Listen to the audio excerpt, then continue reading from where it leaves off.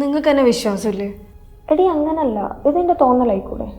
എടി അതല്ലേ നിങ്ങളോട് എല്ലാവരോടും കൂടി ഷെയർ ചെയ്യാമെന്ന് വിചാരിച്ചേ. എടി നീ ഒന്ന് വിശദമായിട്ട് കാര്യം പറ. രാത്രി ആയിക്കഴിഞ്ഞാൽ ഇവിടെ ഒരു സ്മെല്ല് വരും, വല്ലാത്തൊരു സ്മെല്ല്. ഈ മുടിയൊക്കെ കത്തുമ്പോഴുള്ളൊരു മണമില്ലേ. പിന്നെ ഇവിടെ എന്തൊക്കെയോ പ്രശ്നങ്ങളുണ്ട്. ചില ദിവസം എന്തൊക്കെയോ ശബ്ദങ്ങളും കേൾക്കാം, ആരൊക്കെയോ ഉള്ള പോലെ. എന്നോട് ഞാൻ അന്നേ പറഞ്ഞു ഈ വീട്ടിൽ ഒറ്റയ്ക്ക് താമസിക്കേണ്ട, ഇതൊരു മരണം നടന്ന വീടാന്ന്. ഇത് കേട്ടില്ല? ഒന്ന് പോയടാ അവിടെ നിന്ന്. എടി നീ ഇവിടെ ഒറ്റയ്ക്ക് താമസിക്കുമ്പോൾ ഒന്നാമത് ഇവിടെ പിൻ ഡ്രോപ്പ് സൈലൻസ് ആയിരിക്കും. അപ്പോൾ ഒരു ചെറിയ സൗണ്ട് പോലും നിനക്ക് പെട്ടെന്ന് ട്രിഗർ ആവും. പിന്നെ ഈ സ്മെല്ല് ഇവിടുന്ന് കുറച്ചങ്ങോട്ട് മാറി ഒരു പൊതു ശ്മശാനമാണ്, അവിടെ നിന്ന് ആയിക്കൂടെ? എനിക്കൊരു പേപ്പർ ഉണ്ടായിരുന്നു, പാരാസൈക്കോളജി. നമ്മുടെ മൈൻഡ് സെൻസിറ്റീവ് ആവുമ്പം നമുക്ക് ഫ്യൂച്ചറിൽ നടക്കാൻ പോകുന്നതും പാസ്റ്റിൽ നടന്നതൊക്കെ മനസ്സിലാക്കാൻ പറ്റുമെന്നാണ് പറയുന്നത്. എന്തോ ടൈം സ്ലിപ്പ് എന്നോ അങ്ങനെ എന്തോ ഇതിൻ്റെ പേര്. ആ ബെസ്റ്റ്. ഇപ്പോൾ സയൻസ് മാറി പാരാ സയൻസ് ആയോ? എടാ ഈ വീടിനെ കുറിച്ച് നമ്മൾ അന്വേഷിക്കാൻ വന്നപ്പോഴേ എന്തൊക്കെയോ നമ്മൾ കേട്ടില്ലായിരുന്നു. ഞാനിവിടെ ചെറുപ്പകാലം തൊട്ട് താമസിക്കുന്ന ആളാണ്. അന്ന് ആ വീട്ടിലൊരു ആംഗ്ലോ ഇന്ത്യൻ ഫാമിലിയാണ് താമസിച്ചുകൊണ്ടിരുന്നത്. ഈ പെൺകുട്ടിയും അച്ഛനമ്മയും മാത്രമായിരുന്നു. ഈ കുട്ടിയുടെ പേര് സ്റ്റെഫി. കളിയും ചിരി തമാശയൊക്കെ ആയിട്ട് നല്ലൊരു കുടുംബമായിരുന്നു. ഈ സ്റ്റെഫി എന്ന് വെച്ചാൽ ഭയങ്കര ഹാപ്പി ആയിട്ടുള്ളൊരു കുട്ടിയായിരുന്നു. അതിൻ്റെ ഇടക്കായിരുന്നു ഈ കുട്ടീൻ്റെ അമ്മ മരിച്ചു പോകുന്നു.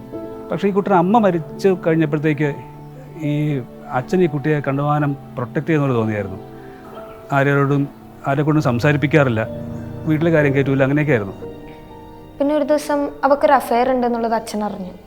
അതറിഞ്ഞപ്പോഴത്തേക്ക് ഈ കുട്ടിയെ ഇയാൾ വല്ലാണ്ട് ഉപദ്രവിക്കുകയും അടിയും പിടിയൊക്കെ ആയിട്ട് ആകെ പ്രശ്നമായിരുന്നു. എന്നിട്ട് ആ കുട്ടിയെ മുറിക്കകത്ത് പൂട്ടിയിട്ടതൊക്കെ പറയുന്ന കേട്ടായിരുന്നു. ഭക്ഷണവും വെള്ളവും ഒന്നും കൊടുത്തില്ല. ഏതാണ്ട് 53 ദിവസത്തിന് ശേഷമാണ് ആ മുറി തുറക്കുന്നത്.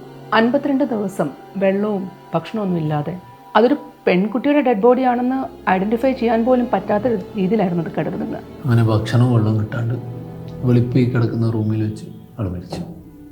നല്ല ബെസ്റ്റ് പറയാതെ കഥ. നിനക്കൊക്കെ തമാശ, അനുഭവിക്കുന്നവർക്ക് അറിയാം അതിൻ്റെ ബുദ്ധിമുട്ട്. എടാ ഞാനിവിടെ വന്നതിന് ശേഷം എനിക്കൊരു ഹാപ്പിനെസ് സംഭവിക്കാറില്ല. എന്തിനൊരു ഇമോഷൻ പോലും എനിക്കിപ്പോൾ ഇല്ല. എടാ എന്നാൽ നമുക്ക് ഈ ടോപ്പിക്ക് നിർത്താം.